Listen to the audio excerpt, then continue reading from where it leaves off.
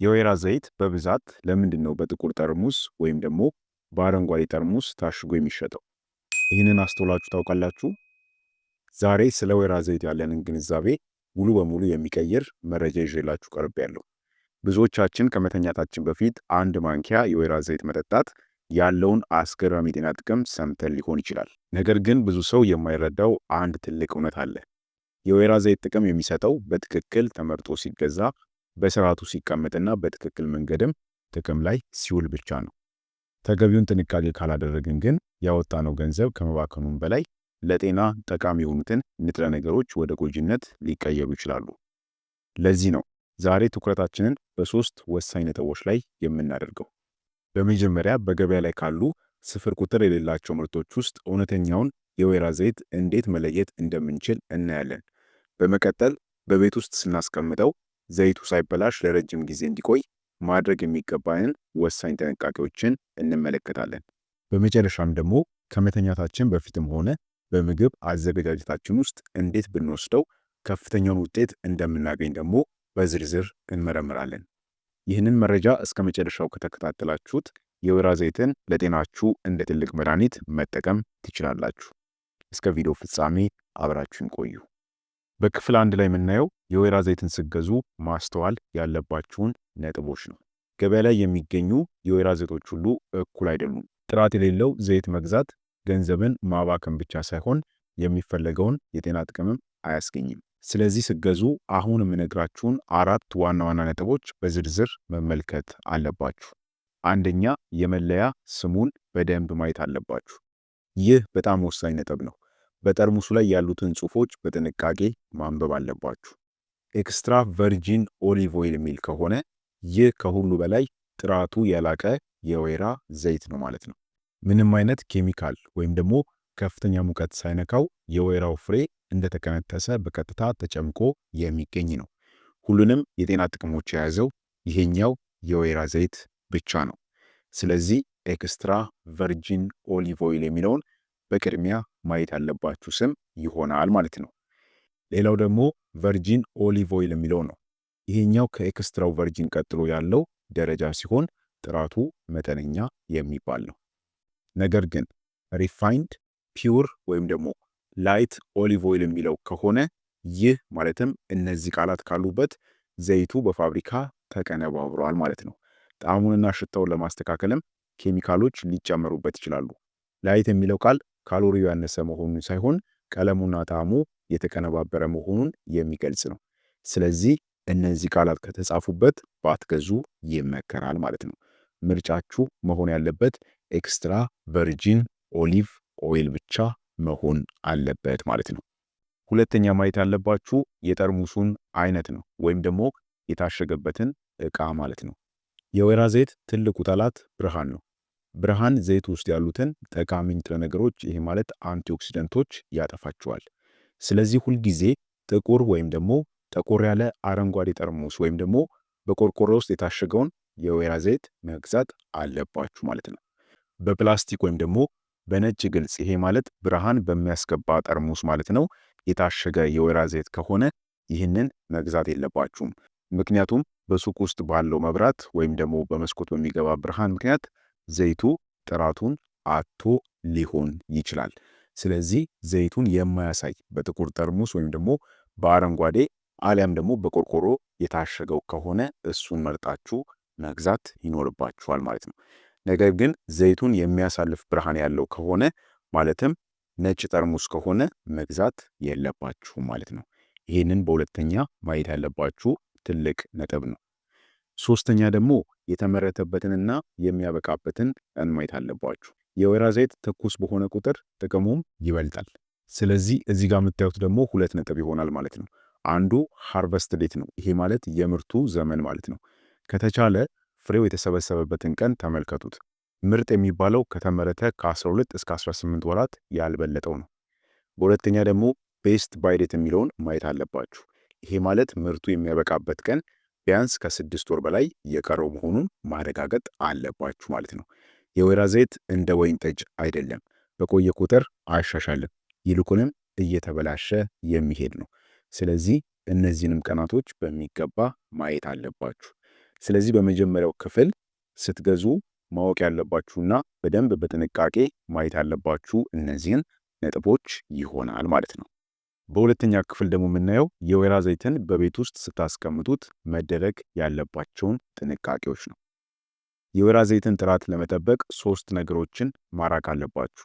ሙቀት፣ ብርሃንና አየርን። እነዚህን ለማሳካት ደግሞ አሁን የምነግራችሁን ነጥቦች መተግበር ይኖርባችኋል። አንደኛ፣ ከሙቀት ምንጮች ፈጽሞ ማራቅ አለባችሁ። ብዙ ሰዎች ለምግብ ማብሰል እንዲመቻቸው ዘይቱን ከምድጃ ወይም ደግሞ ስቶቭ አጠገብ ያስቀምጡታል። ይህ ትልቅ ስህተት ነው። ሙቀት የዘይቱን ስብጥር ስለሚቀይረውና በውስጡ ያሉትንም ጠቃሚ ንጥረ ነገሮች ስለሚገላቸው ዘይቱን ከሙቀት የራቀ ቦታ አስቀምጡት። ሁለተኛ፣ በጨለማ ቦታ ላይ አስቀምጡት። ብርሃን የዘይቱ ትልቅ ጠላት ነው። ምንም እንኳን ዘይቱ በጥቁር ጠርሙስ የታሸገ ቢሆንም እንኳን በቋሚነት ፀሐይ በሚያርፍበት መስኮት አጠገብ ወይም ደግሞ ከፍተኛ ብርሃን ባለበት ቦታ አታስቀምጡት። በካቢኔ ወይም ደግሞ በቁም ሳጥን ውስጥ መቆለፉ የተሻለ ነው። ይህን ያልኩበት ደግሞ የራሴ ምክንያት አለኝ። ሶስተኛ ደግሞ አየር እንዳይገባው ጥንቃቄ ማድረግ ያስፈልጋል። በጥንቃቄ መዝጋት አለባችሁ። የወይራ ዘይት ከአየር ወይም ደግሞ ኦክሲጅን ጋር ሲገናኝ ኦክሳይድን ይፈጥራል። ይህ ማለት ዘይቱ እንዲመራረዝ፣ ይሄ ማለት ራንሲድ እንዲሆን ያደርገዋል ማለት ነው። ዘይቱን ከተጠቀማችሁት በኋላም ወዲያውኑ ክዳኑን በጥንቃቄ መዝጋታችሁን አረጋግጡ። ቆልፎና ጠብቆ የሚዘጋ ክዳን ያላቸውን ጠርሙሶች መግዛትና መምረጥ ይኖርባችኋል። ቅድም ያልኳችሁ የራሴ ምክንያት አለኝ ያልኳችሁ በማቀዝቀዣ ወይም ደግሞ ፍሪጅ ውስጥ ማስቀመጥ እንችላለን ወይም ደግሞ አንችልም የሚል ጥያቄ ስለሚፈጠርባችሁ ነው። ታዲያ የወይራ ዘይትን ማቀዝቀዣ ውስጥ ማስቀመጥ ይቻላል። ነገር ግን ዘይቱ ሊረጋ ወይም ደግሞ ሊወፍርባችሁ ይችላል።